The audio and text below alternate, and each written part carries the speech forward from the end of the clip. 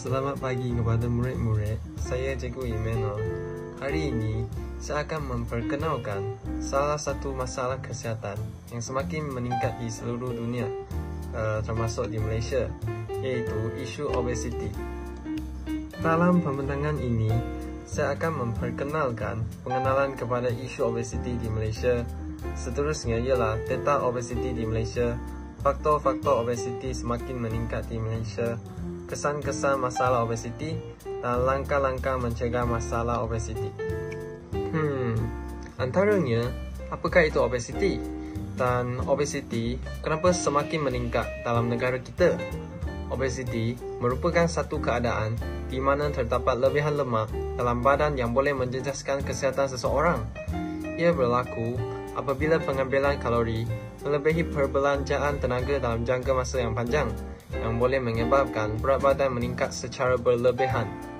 Gaya hidup moden yang kurang aktif serta tabiat pemakanan yang tidak sihat seperti pengambilan makanan berlemak dan bergula secara berlebihan menjadi punca utama masalah ini.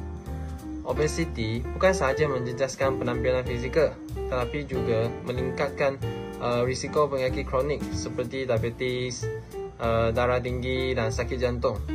Oleh itu, pemakanan sihat dan gaya hidup yang aktif adalah kunci utama dalam mencegah obesiti di semua peringkat umur.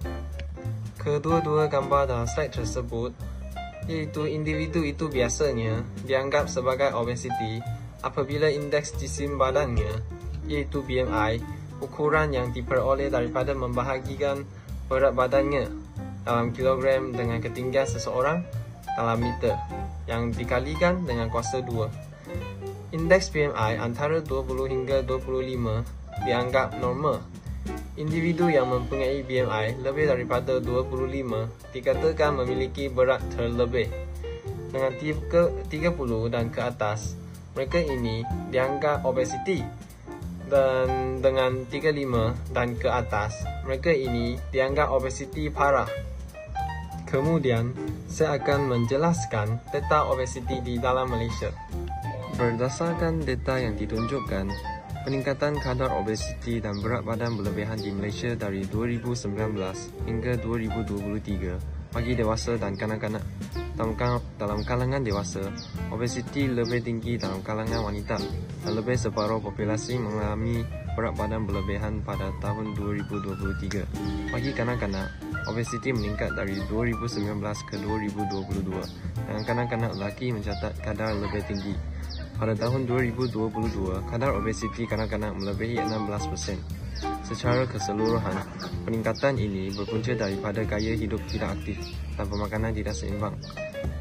Tambahan pula, gambar ini menunjukkan kadar prevalence obesiti di Malaysia berbanding negara-negara lain di Asia Tenggara berdasarkan dua kategori utama, iaitu dewasa pada 18 tahun ke atas dan kanak-kanak serta remaja 5 hingga 19 tahun.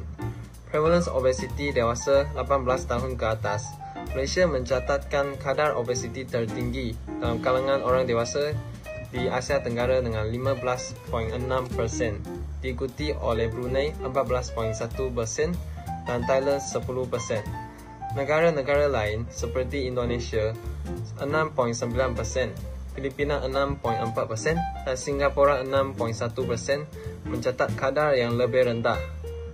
Vietnam mempunyai kadar obesiti yang paling rendah, iaitu hanya 2.1%. Prevalence obesiti kanak-kanak dan remaja 5 hingga 19 tahun. Malaysia juga mencatat kadar obesiti yang tinggi dalam kalangan kanak-kanak dan remaja dengan 12.7%, hampir menyamai Brunei yang mencatat 14.1%. Thailand berada di tempat ketiga dengan 11.3%.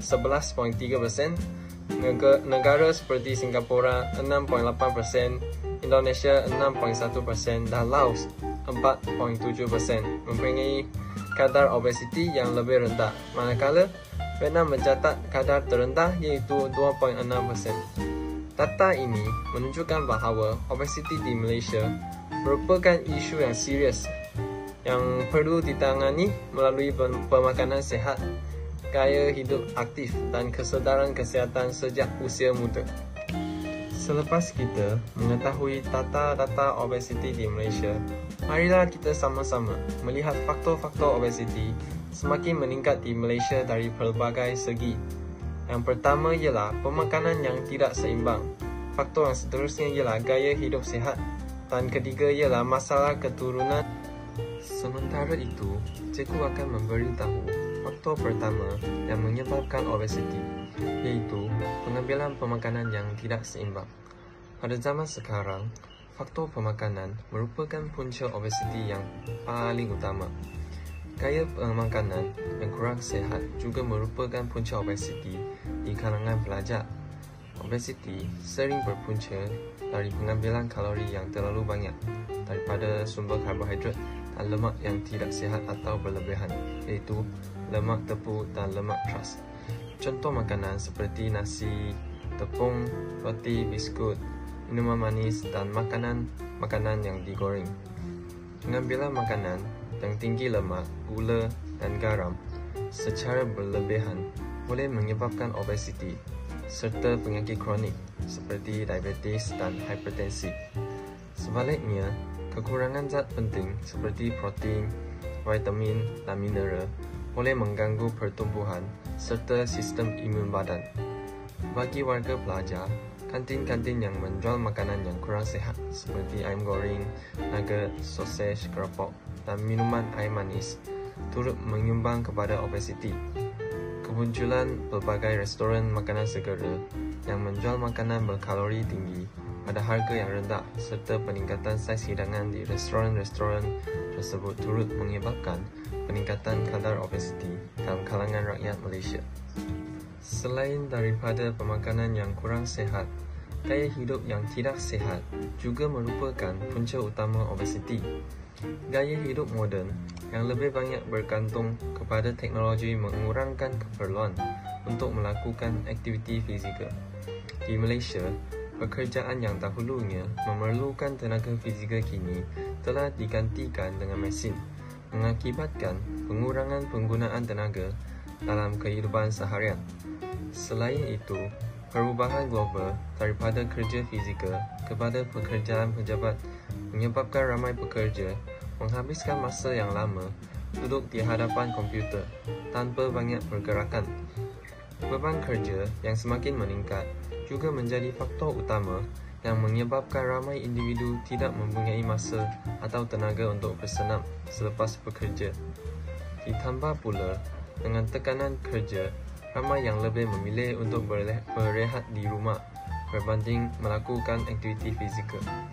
Penggunaan telefon pintar dan hiburan digital juga memburukkan lagi keadaan kerana kebanyakan individu lebih cenderung untuk menghabiskan masa lapang dengan bermain telefon atau menonton televisyen daripada bersenam di luar rumah. Kekurangan kesedaran tentang kepentingan aktiviti fizikal turut menyumbang kepada peningkatan kadar obesiti. Oleh itu, amalan gaya hidup yang tidak aktif perlu diselesaikan. Dengan mengamalkan gaya hidup aktif perlu diterapkan bagi mengurangkan risiko masalah kesihatan yang berkaitan dengan obesiti. Seterusnya, kajian menunjukkan bahawa faktor genetik dan persekitaran memainkan peranan penting dalam menentukan risiko obesiti seseorang. Anak-anak yang ibu bapanya mengalami obesiti mempunyai risiko yang lebih tinggi, iaitu sekitar 80% untuk turut menghidap obesiti. Ini kerana faktor keturunan boleh mempengaruhi kadar metabolisme dan penyimpanan lemak dalam badan. Selain itu, gaya hidup keluarga yang memberi kesan besar. Jika ibu bapa mempunyai tabiat pemakanan yang tidak sihat dan kurang bersenam, anak-anak cenderung meniru gaya hidup tersebut.